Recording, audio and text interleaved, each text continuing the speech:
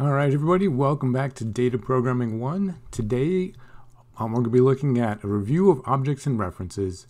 I remember when I was first learning this stuff, it was really challenging. This was one of the first topics I ran across that I don't think I got the first time through, and I had to spend some more time on this.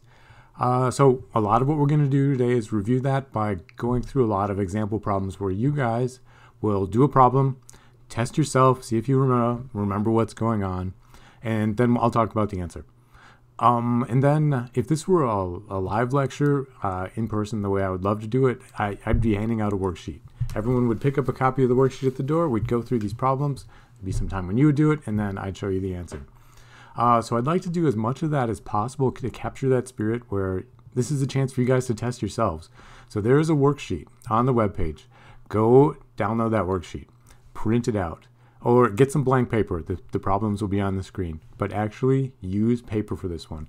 The last couple lectures I've been preparing like a note-taking guide. We're not actually covering a lot of new material. This is like a chance to work practice problems. So I'm not going to do that note-taking guide thing, Jupyter Notebook for today. I want you to get some real paper and a pencil. All right, and then after we're done reviewing that, that's like the first 80% of the lecture, we're going to spend a little bit of time and talk about copying data structures. All right, so as we get started, let's go ahead and just start with some review problems. So this is sort of a test yourself activity. I would have this up as you came in. You'd be sitting there waiting for class to start, and you could look at this. But let's just go through this together. So first up, question A, what do variables really contain? All right, do they contain objects, or do they contain references to objects? So on that blank sheet of paper that you got out, or the worksheet that you printed out, go ahead and just write down a 1 or a 2. All right. Question B there, this goes along with the picture. How should we label the blanks in the hierarchy? All right. So here's the blanks. They're black with question marks. The choices are put named tuple in this one and tuple in that one, or do we put tuple in the one on the left and named tuple in the one on the right? All right. So just choose 1 or 2. And then for problem C, which of the following actually live inside of frames? Are they objects or variables?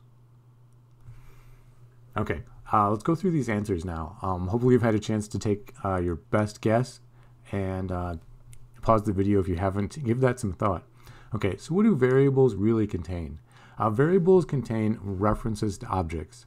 If you remember from the last lecture, all the pictures we were drawing, we have the frames over on the left-hand side with all the names of the variables. And then on the right-hand side, we had the heap where all of the objects were pictured. We had arrows that went from all of those over to the objects. So all variables contain references to objects. And everything in Python is going to be an object. All of the data is an object. And the variables just contain arrows that point to them. All right, next. How should we label the blanks in the hierarchy?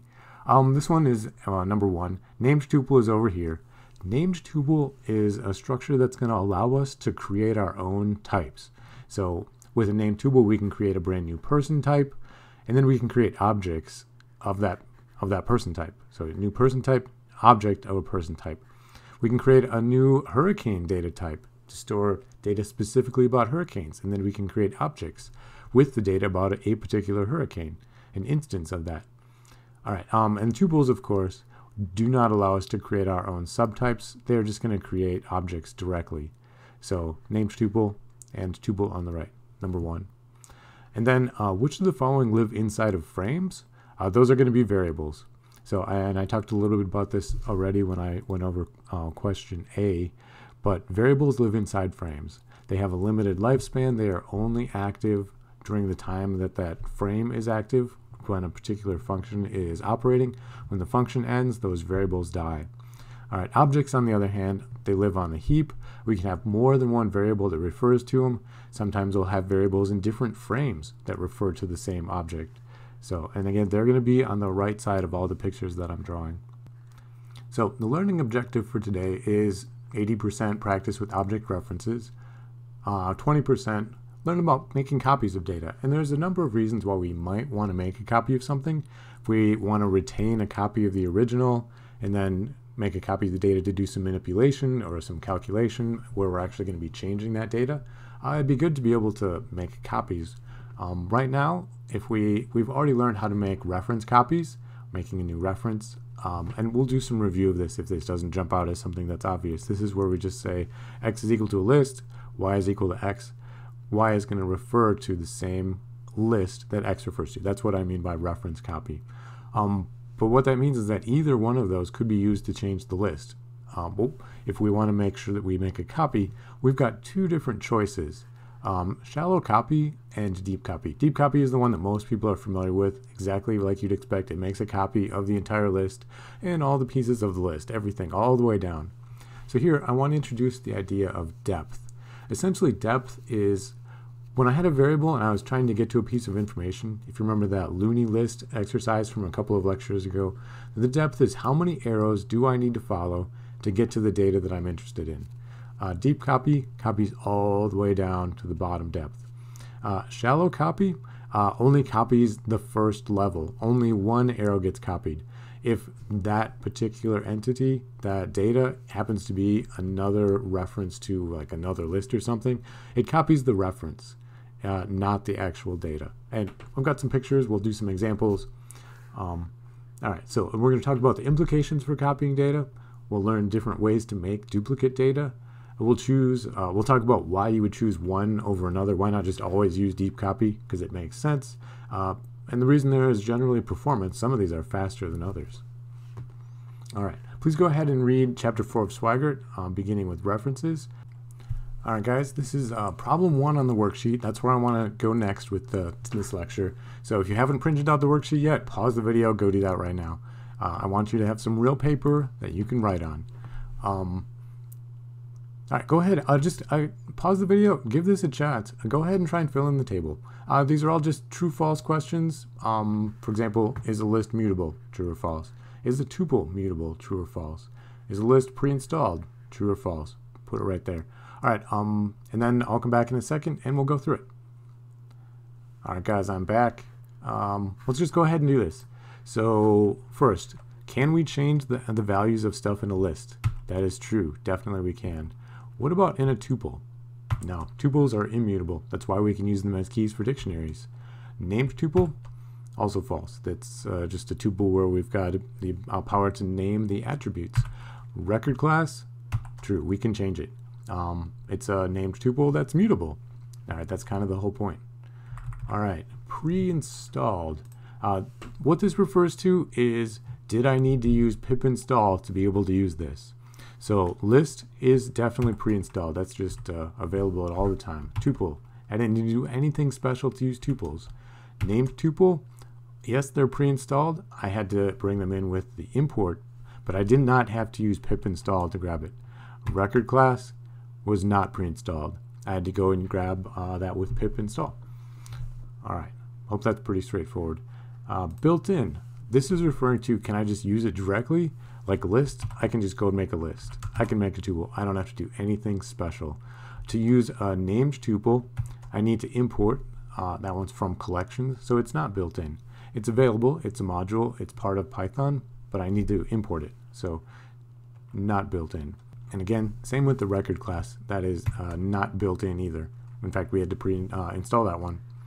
All right, next up, does it allow us to create new types? No.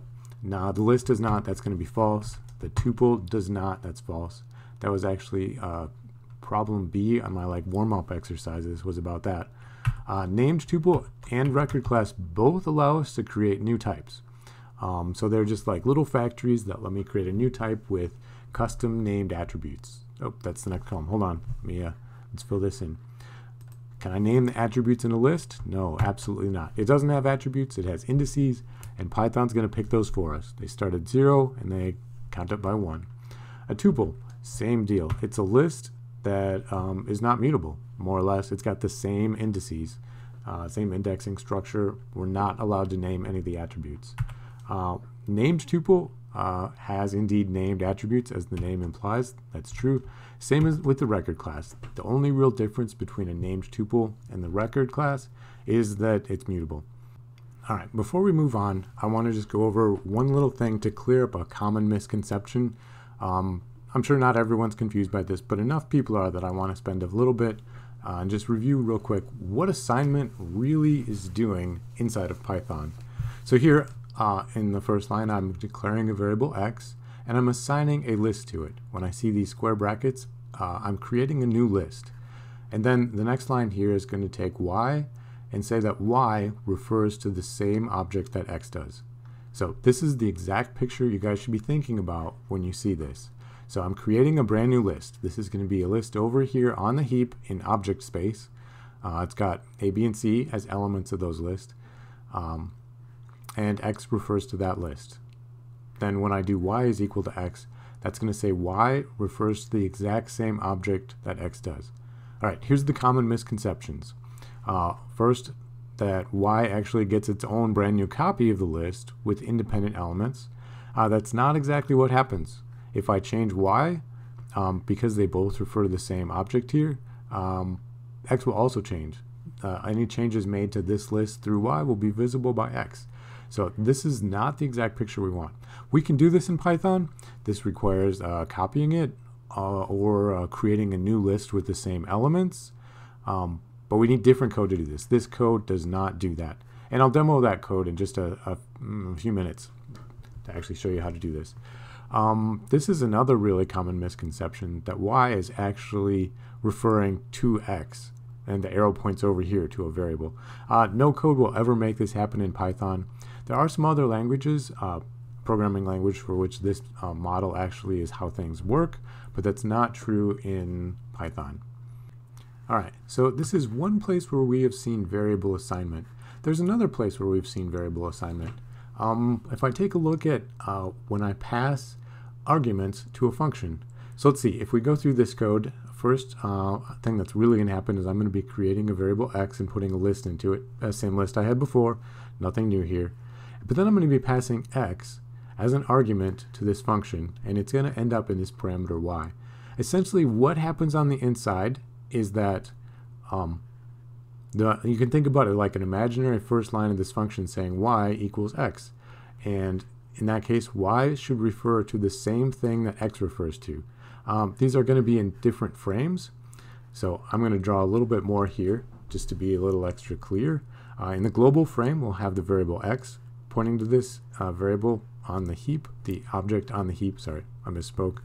And then in the function frame f, we have a new parameter y that's also going to refer to the exact same object on the heap. So both parameter passing and just regular assignment like we used in the first example here, they work the same way. We are not actually making a copy as those common misconceptions would suggest. This is what's really happening. There's just one object on the heap. Alright, in the next part of this lecture, I've got 3 examples that I'm going to go over in Python Tutor. All 3 of these are available as interactive exercises. You can go to the links from the webpage and go through and interact with this code yourself, and go through and it asks some questions, it asks you to click on things to just make sure that your understanding is rock solid. Okay, so let's go through this one. I'm going to do the Python tutored version rather than the interactive exercise. I want to talk about, well, with this first example, I want to talk about visibility. So a visibility is just which variables can see an object. So here, let's just go through this. First, I'm creating an empty dictionary, labeling it x.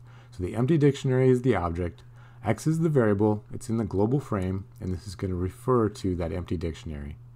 Next, we're going to create a variable y, and y is going to refer to the same object that x does, this same empty dictionary. Next, I'm going to add a key Wisconsin and put in the capital Madison, and that's going to go ahead and add a, right now I have this in render all objects on the heap. Let me go to the default version real quick. I like the way this looks better. It's a little cleaner for this example. But technically these strings are also objects. So in the dictionary I had both the key and the value as strings with those extra arrows. But I like the way this looks for this example. So in this case I've added a key Wisconsin, value Madison by accessing with the variable y. But x can also see that same change to this object. So in the next line I'm going to print out x, and I'm going to use the key lookup Wisconsin, and it will print out Madison right there because x and y can both access this object. That object is visible to both of them. So that's the keyword visibility. All right, let me grab the next example. I'll be right back. All right, a slightly more complicated example here, but this is also going to focus on the concept of visibility, which variables can see the objects and interact with them. So the first thing, I'm going to walk through this code and then I'm going to talk about it at the end. We're defining a function. So the first thing that happens is Python is going to remember where that function is defined in the global frame. Functions are objects too. So in the global frame, I've got a variable that refers to that function. Variable that refers to the function. I keep using that language. It's true for functions, it's true for dictionaries, it's true for lists. Okay, so the next thing I'm going to do is I'm going to declare a variable items. This bracket right here means I'm declaring a new list. That's going to be a new object over here, and items refers to that list. Next, number equals items says create a new variable number that refers to the same thing that items does, that list right there. Then using numbers, we'll call the function foo. So that's going to jump up here. The first line in foo says, all right, give me a new stack frame, then create a parameter nums, and nums equals numbers. So that's going to say nums refers to the same data, the same object that numbers does. So I've got an arrow that refers to that. At this point, I've got 3 different variables that can all see this object. All right, so we'll go through the rest of this function right now. So nums.append 3 is the first thing. We'll add a 3 to that, and then we'll print out nums. Right there it is. So that's the nums version inside the function. All right, after the function ends, we jump back down and we'll print out items. So I should mention, let me just go back one. That function right here existed. I've got a stack frame. Nums is a live variable right now. I was using it. The moment I return, that gets nuked. That's gone completely. I'm drawing my mouse with like an X right there because it's not there. All right, so next up, the next line that executes will print out items, and that's going to give me this 1, 2, 3. Note that nums was actually able to change the list, to change the object inside of the function, and that change affected both items and, let me click next, and numbers. So that same object was visible to 3 different variables at one point during this. All right, I'm back with my third example here. So this is an example where I'm going to be creating a new object on the heap. So let's just walk through this. First, x is equal to that short list with AAA and BBB. So there we go, exactly like that. Now, there are a number of ways we can create new objects. This is one. I'm using the bracket right here. That creates a new object on the heap. Also, slicing, concatenation, anything with beginning with a quotation mark. Anytime I'm like using immutable data, so strings with quotation marks in them, straight up just regular numbers, those are all creating new objects on the heap. So in this case, this is slicing. I see I've got the square brackets and I'm using the colon. This one happens to be a slice from, well, no beginning to no end, so it's going to include the entire list. So we're getting the entire list, and this is going to create a new object. So slicing is one way. You'll see this in people's code. If they want to make a copy of something, this is a quick, easy way to just make a copy so that y doesn't actually change x. In fact, if I go ahead, well, the next line of the code changes x, I'm going to go ahead and pop 0. So that's going to take the very first element. Let me put this back a second. The first element at index 0 and remove it from the list. If I wanted to, I could store that in a variable. I could do something with it. Just calling xpop by itself just loses that. It's just gone. So I've changed x now. And then the last thing I'm going to do is print the length of y. And I should see that it still has 1, 2 elements in it. So again, let me just for you guys taking notes at home. So slicing, concatenation, using the brackets, those brackets, quotation marks, numbers. All of the time, all of those things are going to create new objects, and we'll actually do something like this. Yeah. All right. And then things that don't make new objects are just an assignment to a variable that's going to create a reference copy. Things that append or pop or use a built-in method. There's a lot of places where built-in methods are used that don't create new objects.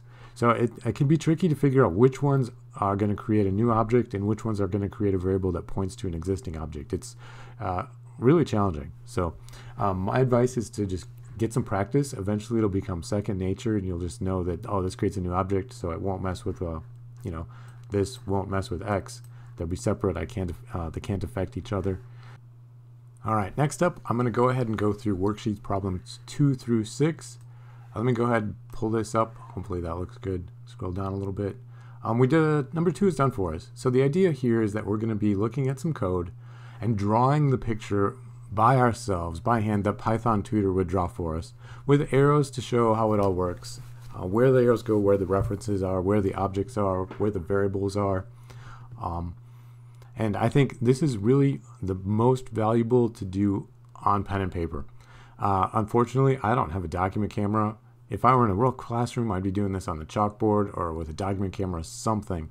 I don't have one of those cool tablets, so I'm going to be pulling this out in PowerPoint, and hopefully it's probably going to look really good at the end, but this is going to be like an hour-long ordeal to do each of these problems for me with all the PowerPoint manipulation. But my advice for you guys is grab the worksheet, pause the video, and do these, and then come back and listen to the explanation, and just make sure that we end up with the same thing. And I'll probably have some extra details in there to add more information. So even if you're certain you've got them all right, there's probably value in listening. All right, let me just take a look at this one that's done for us. So the idea here is we're creating a variable x and assigning it a list. So I'm going to draw my variable x. I'm going to give it a little box, and the list is an object that's going to go over here on the heap, and it's just going to have 1, 2, and 3 in it when I first draw it. And then I'm going to put in my arrow, the reference, and the object. So arrowhead goes with the object, reference goes with the variable. Next, I'm creating y. This is, check it out, I've got a new bracket. This is creating a separate independent list, 1, 2, 3, because I'm using the brackets. It's not going to refer to the same list as this one. Next, z is equal to x. So I've got another box here for z. It's a reference. It's going to point up here to the x list, because z will refer to the same object that x does. That's how you read this. Z refers to the same thing that x does. And then z will append 4. That's going to add 4 to this top list here. That change is going to be visible both through x and through z. So that's sort of the process that you guys are going to go through for the rest of these. I'll scroll down a little bit so you can see at least 3 of the problems. All right, pause the video, go do these. I'm going to go put these into PowerPoint and figure out a good way to draw pictures. So I'll be right back as soon as I finish that. All right, so I've got the first problem pulled up here. I've already got started. I've got my vertical line here with my variables and the stack frames. Everything's global right now, so I'm just going to leave the stack frames alone. It adds extra detail that I think will be confusing. Variables on the left, objects on the right on the heap. And so far I've got nums1, so I got a box.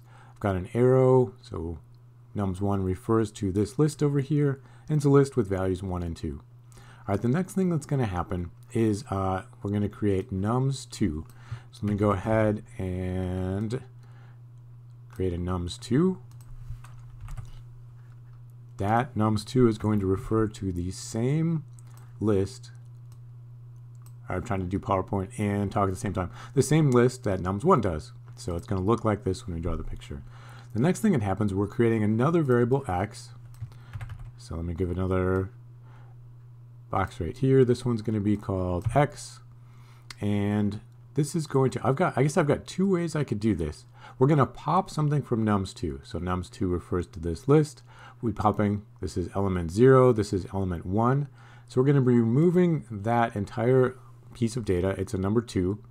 Okay, so this gets simplified to the number 2. I could either put it here in this box. Let me do that a little differently because the text is white in that box. So I could draw it like this. But this is that innocent little lie version, because everything is technically an object. What I really have is a number 2 over here on the, let me get some text here. We'll put a number 2 over there on the left side. Make it a little bigger. I like it. And get an arrow. Here we go. Here's another arrow. That arrow is going to refer to that number 2. Make that square. No, make it square. All right, I can't make it square. We're going to leave with a rectangle. Okay, so here's the number 2 hanging out in the object space. So this is what's really going on at the deepest level. For things that are immutable, like numbers and strings, it doesn't really matter if we put them in boxes because Python is going to behave the same as though we believed the little lie, or if we treat them as objects, or we're going to get the exact same behavior. All right, so there's number 3.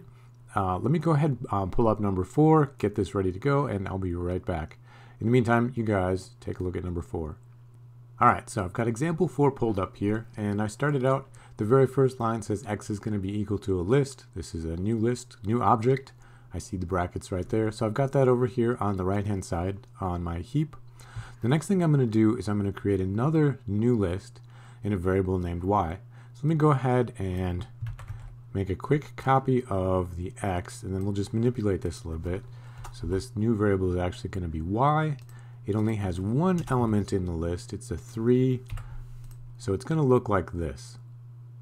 All right, so far so good. All right, line 3. This is going to be creating a third new list with x plus y. So if I have a list and I use the plus operator with another list, this is going to concatenate the two lists together. So what I'm going to end up with is, let me make another copy of that. We're going to get a z, and then this is going to be a list with x, which is 1 and 2, and then 3. So let me copy this one and put it just like that. Okay. So again, concatenation creates a new list. It's not going to be another reference to something that already exists. It's not going to change x. It's not going to change y. Creating something new. All right, the fourth line now, y.append 4, is going to go back and just take the 4 and add it to the list right there. That doesn't change this object other than to add to it. It's not going to create a new object, is what I'm trying to say. And it doesn't change this one. It doesn't change z. Here, let me pull up problems 5 and 6. I don't think they were visible if you were just watching on the screen and hadn't gone and printed out the worksheet yet. So if you're not following directions, I'm helping you out here today. There we go, worksheet, problems 5 and 6. So check out those, try and do them. I'm going to go ahead and make some slides for these guys, and I'll be right back. All right, example 5. I got this started. The first thing is people is a dictionary with key Alice, value 30, and key Bob with value 25. So I've got my dictionary over here on the right side as an object, variable in the global frame with people referring to that dictionary. The next thing we see is that we're going to add another variable, x. Let me go ahead and add x, and now we need an arrow. There we go. That arrow is going to refer to the same dictionary. So x now points to this object over here. All right, next up, y equals people of Bob. So we're going to start with people. We follow this arrow. It's a dictionary. We're looking up the key Bob, and the value returned is 25. Okay, so let me grab another. I'm going to go with the innocent lie version right here to start with. So variable y, and I'm just going to stick a 25. That doesn't seem to be working. All right, we're just going to make a copy of this one. 25. There we go. Over here. If we were going with the draw everything exactly as it is, all 4 of these, Alice, 30, Bob, and 25, would have their own arrows out to the string Alice, to the number 30, to the number 25, and to the string Bob. And then y and this cell right, whoops, I had the mouse on the editing screen. Yeah, so each of these, Alice would have an arrow to Alice. This would be a dot with an arrow going to 30. This would be a dot going to 25. This would be a dot with an arrow going to Bob. Both the y and this cell right here would point to the number 25 up until we change it in line 5 up here. Okay, so the next thing we're going to do is we're going to change Alice's age. So x, we take x, we follow it to this dictionary, we look up Alice, and see that the value here is currently 30. We're changing this to 31. Just like that. Okay, and then y equals 26, so that's just going to go and take y. In the version with everything rendered, we'd have a 25 with 2 arrows pointed to it. Because every time we use a number or something like the curly braces or a string, it's creating a new object. This just gets straight up replaced as a new object. Let me go ahead, let me pull this up in Python Tutor and I can show you the big picture with everything exploded. Way more complicated than I am willing to do by hand in PowerPoint. And the Innocent Live version, where I'm just putting numbers for anything that's immutable, works no matter what version of the model I'm thinking about. Okay, so this is the same code. I just copied it up into Python Tutor. Here we go. First, people is that dictionary. X points to the same dictionary. Y gets the value of Bob's score, so 25 there. And then Alice gets upgraded to 31. She scores another point or has a birthday. I'm not sure what this dictionary is. And then we change Y to 26. All right, so this is the don't nest objects, the Innocent Live version. If we want to render all objects on the heap, let's go ahead. Here's the dictionary. Now I've got a dictionary with 4 arrows that refer to 4 other objects also on the heap. A string Alice, an integer 30, string Bob, integer 25. When X is equal to people, it points to the same dictionary. Now this is fun. When Y goes to Bob, we're adding another variable over here. Y is going to point to that same integer though. After that, we'll go ahead and we'll change X of Alice equals 31, so she becomes 31. That number changed right there. And then when we change Y to 26, this is the same as creating a new object on the heap. So it's going to create a new 26 over here and draw that arrow Y so that it points at it. There we go. A new 26, arrow points at it. All right, and now number 6. Here we go. So part of the reason I'm doing this with PowerPoint and going through all the work is well, I don't have a document camera. And I think there's really a lot of value in drawing this out with a pen yourself and tracing through the steps and giving every step some thought. So that's why I'm doing it, not just like pulling these up in Python Tutor and letting it do all the work for me. I think you guys will learn more. So here's the idea with number 6. First thing, we're going to be defining a function. So all we need to do right now is remember there's a function. We'll come back to that when the function is called. Next, I'm creating a list nums. So I've got that list here, 1, 2, 3, variable over here in the global frame, referring to that list. Then I'm doing something quite complicated. So check this out. Let's break it down into steps. I'm going to read it first, nums.append fnums. So we're going to start with the insidemost parentheses. Python's going to evaluate this first. So it's going to call the function f and give it the parameter nums, which is this list right here. So that's going to assign items. Items will now refer to the same thing that nums does. So let me go ahead and make a copy of this. We have items.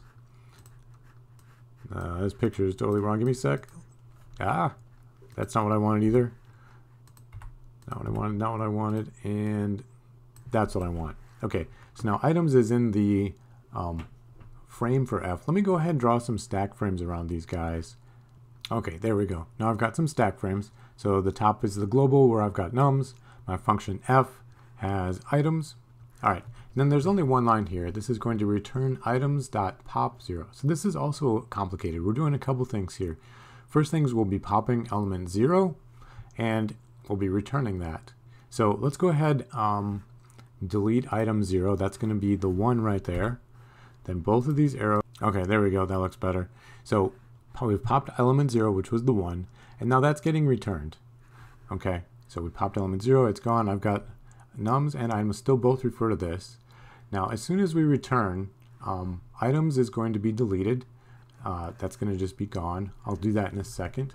But we're also going to append that. So this part right here, f of nums, is the number 1. We're going to append that to the end of the list. So let me go ahead and make that change right now real quick. We'll just append a new cell. It doesn't have number 3. It's got the number 1. So that looks good. And then the cell for items completely is gone. Just like that. All right, I just have one more example of objects and references, and I wanted to bring in something that used the new material from last time, the record class. So here's what we're doing. From record class, import record class. I know it's weird that they named the module the same thing as the function, but that's how it is. Okay, and then we're creating a very brand new person data type using record class.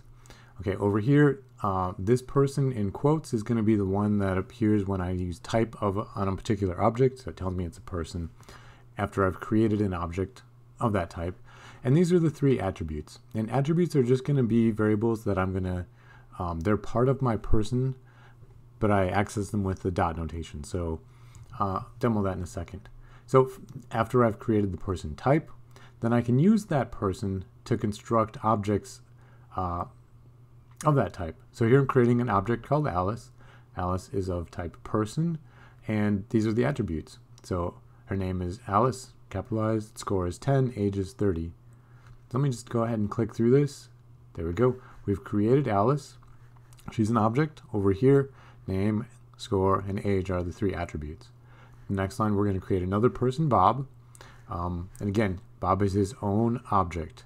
He's got his own name, his own score, his own age. And then the third line here is going to put both of them into a team.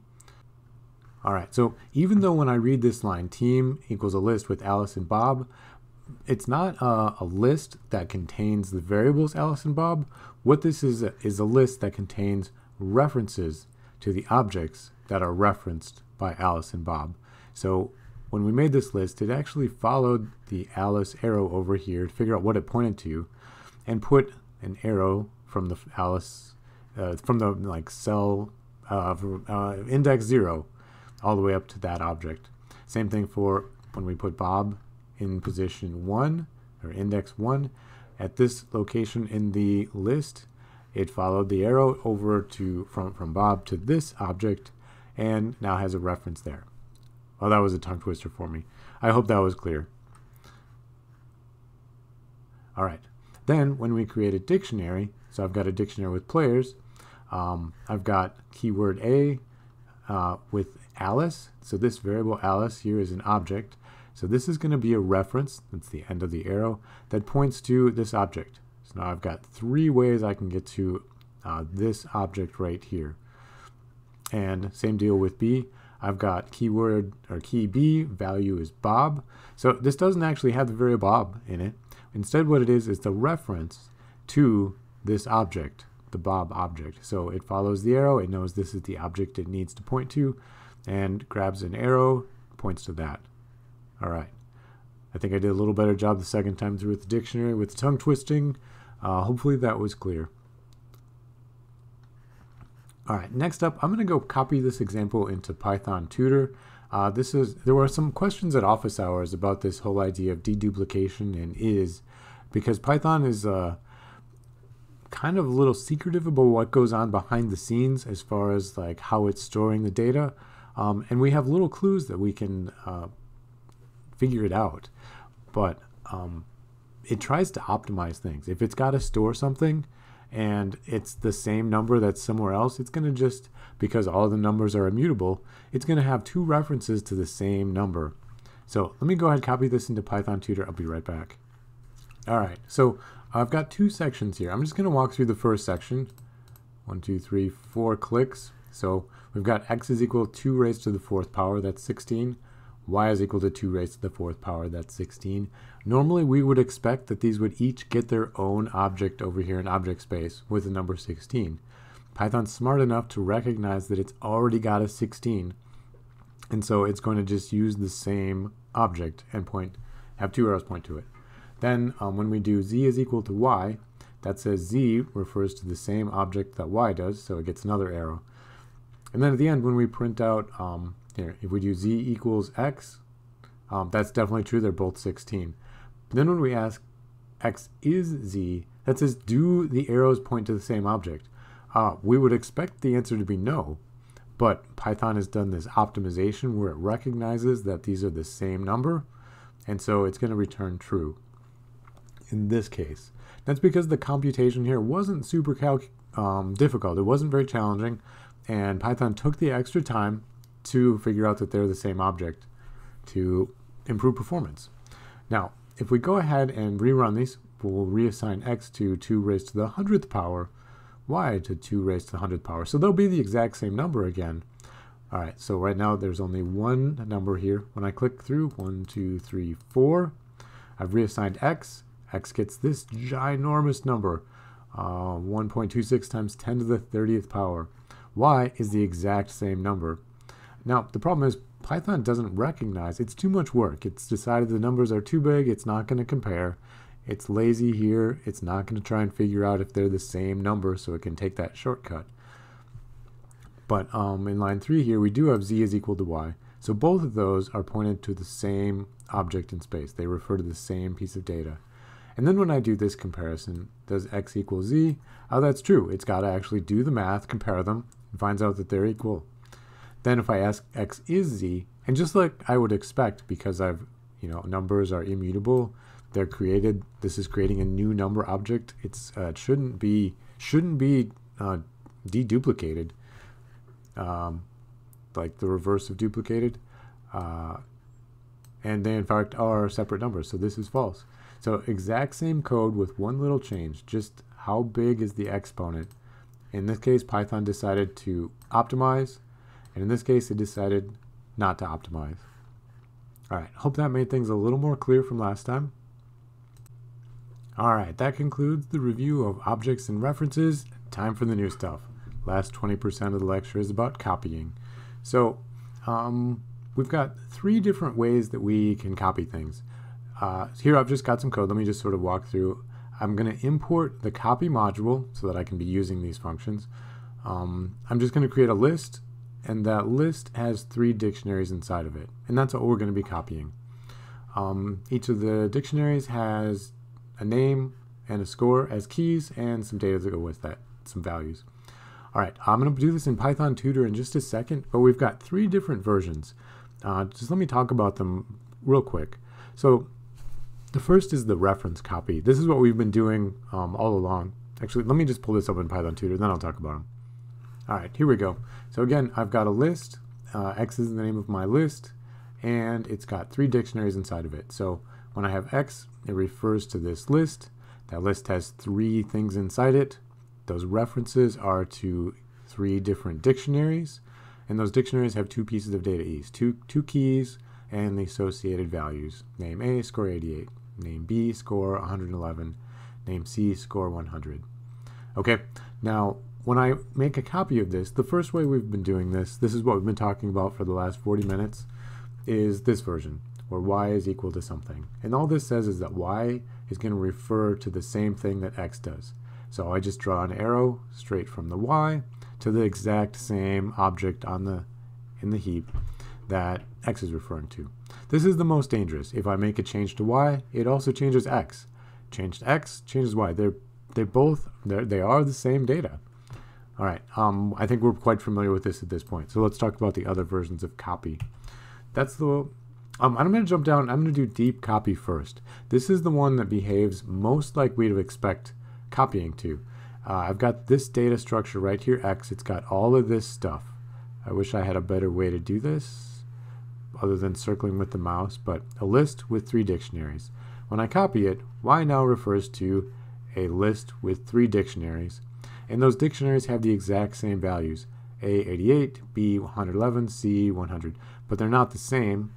They're different. I've made copies of them. They're different objects. They just happen to have the same data in them. Okay, so this is deep copy. No matter how many arrows I need to follow, in this case, X has an arrow there to the list. It's got an arrow up here. Technically, there's an arrow from here to each of the strings and the number. I'm using the innocent live version for the immutable objects like numbers and strings. But it's going to go ahead and trace all of the arrows all the way down from the beginning to the most deepest level. And remember, I introduced the idea of depth kind of at the beginning. Depth is how many arrows do I need to follow to get to the information that I'm interested in. In this case, we're copying information. So how many arrows do I need to copy or trace to get all the way down to copy the entire data structure? In this case, X has 1, 2 arrows. Technically, there's a third for all of these hidden. In fact, let me just, dare I do it, render all objects. This picture is going to turn to just garbage, arrows everywhere. Yep, I don't like it. That's too complicated. Don't nest them. Okay, there we go. So anyway, that's the idea behind deep copy. It works exactly like we'd expect. It makes a copy of absolutely everything. Now, shallow copy, is going to be this middle one. This one it gives you better performance, but it's only going to make a copy of the topmost level. So X is a list. It's got a bunch of things that it refers to. So Y will also be a list. And I'm getting new references, but those references point to the exact same things. So this is the one that gives everybody the most trouble. It's the most confusing. As a beginner programmer, I couldn't imagine a usage scenario where I would ever not want to deep copy. That's the one that made sense to me. So next up, I'm going to go ahead and talk about places where I might use each of these. Before I move on, I just want to mention that I've imported copy. That's where all of these functions are. So when I call this, I need to say copy and then use the dot notation to pull a function out of this module. So that's why it's written like this. I've got copy is the module, dot copy is the function, and the parameter is X. The one that I expect to work the way I think it should. Whoops, hold on. Click and drag, failure. There we go. Is deep copy, so it's in the copy module, and the name of the function is deep copy. All right, a question that comes up every year when we teach this class is, so shallow copy gives me one level of arrow following. Deep copy gives me all of the arrows. If there's like a list inside a list inside a list inside a list, it goes all the way down the rabbit hole. What if I want to just copy something to like depth 2? I can't even imagine a reason. But what if I wanted to do that? How would I do it?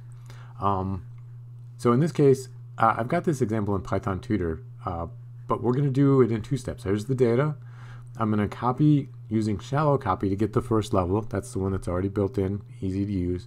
And then what I'm going to do is I'm going to iterate through that data using my range for loop and shallow copy the next level for each of those pieces. So I'm going to index into things and copy. So here's X of index 0, Y of index 0, then X of index 1 copies into Y of index 1. So I'm just going to use a loop. And for every level that I want to copy, I'll need a nested loop to iterate through all of that data. And let me pull it up in Python Tutor. And there it is right here. Okay, talk about this. So let me just step through this. First, we'll import copy, so it knows where to find the module and where all those functions are. We create this data structure. There it is. X is a list with 3 dictionaries in it. We make that initial shallow copy with y equals copy.copy. So that's the copy module, the copy function. And it's a shallow copy, so it's copying those 3 references to those dictionaries. All right. And then I'm going to use this for loop for index in range of length of X. So the length of X is 3. Index the very first time through will be 0. So that's going to say that y of 0 is equal to copy.copy X of 0. So X of 0 is going to be this dictionary right here. So that's what we'll be making a copy of this time. And storing, and the reference here, index 0 of the Y list, will refer to that. So let me just click. There it is. So now there's one arrow from X pointing to this dictionary, and an arrow from the Y dictionary that points to, from the Y list that points to the same. It's a different dictionary, but it happens to have the same data in it. Okay, if I go through when when index is equal to 1, it's going to copy the second here, this dictionary, into a new memory location, make a copy of it, and this will refer to it. And then finally, click through one more time, and with index equal to 2, it's going to grab this dictionary, make a copy of it, and reassign this reference to refer to that new dictionary. All right, but they happen to have the same data. That's the point of making copies. All right then, depending on how we plan to use the data, there are like 3 different ways that we might consider copying something. And one of these is almost always going to be the better choice, depending on what we're doing. So this is the example I've been working with Python Tutor. I've got my players. I've been calling this X a moment ago, but it's a list of 3 dictionaries. Those dictionaries have the names of the player and their score in them. So, and visually, I've got player refers to a list. Each entry in the list refers to a dictionary with a name and a score. Okay, now usage case number 1.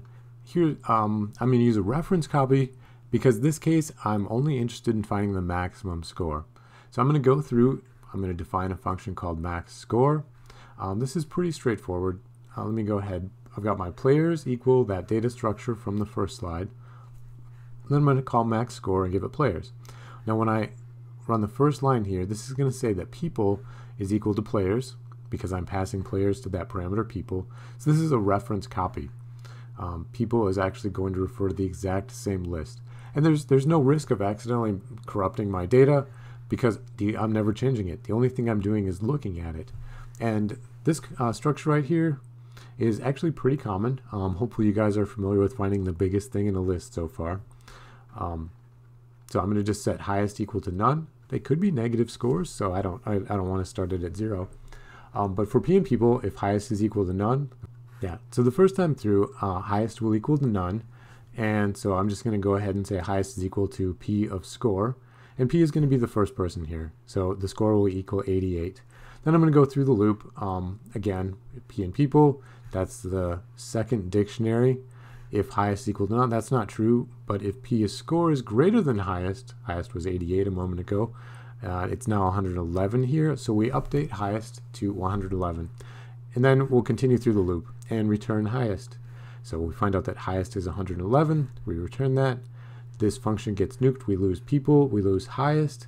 And M is equal to the max score at the very end. All right, yep, I've got the crossed out. All right, there was no danger of changing any of the data. I never did anything other than just look at it. And so using a reference copy here is perfect. It's fast. It's exactly what I need. Gets the job done. All right, the second usage case, where might I consider using a shallow copy? In that case, the example is going to be getting the median score, so the one in the middle after I sort them. So again, I've got the same data structure that we'll be working with for like the last several examples. The median score is going to basically, what we want to do is sort these dictionaries out based on some criteria, the score, and then pick out the one in the middle. But I don't actually want to corrupt my data. I want to keep them in this order because in this list, they're alphabetized by name. I got A, B, and C. That's how I want my players list. But to compute the median, I'm going to need to go ahead and sort them. So what I'm going to do is just create a shallow copy. So we'll pass players to the function. So people now refers to the same thing. Now people is going to be reassigned right here to a copy. So we'll grab a new list, and we still see that all of the references are pointed to the same places. Now, C is the median player, 88, 100, 111 is the order they'll be when we sort, 100 will be in the middle. So just keep your eye on the ball here, because when we do some sort of function that sorts people, that's going to rearrange all of these references, just like that. So now the middle value, so here, the leftmost one, the first entry goes to the smallest one. The middle entry refers to this player C with the middle score, and at index 2 we have this third dictionary. So now I've sorted this list, but this has remained uncorrupted. I didn't make any changes at all, and now I can easily identify the median dictionary based on that score criteria, and I can return the median score. All right, in usage case 3, this is where I want to store all of the data for some purpose and then continue to work with it. So one example might be if I'm playing a game, if I want a snapshot of all the scores at halftime, and then I'm going to finish the game, and then I can compare player performance in the first half of the game to the second half of the game. All right, so that's the example. I'm going with it. So here we have some code that will do something similar. Anyway, I'm going to start out with my player data. It's a list with 3 dictionaries. There they are. Players before copy, or players before I play the second half. We'll do this deep copy. So players before is a list. Deep copy makes a new list for us, and it also makes new dictionaries for all of the elements. It follows every single arrow and makes a new whatever the arrow points to for all of the references. All right, so this is players during the first half of the game.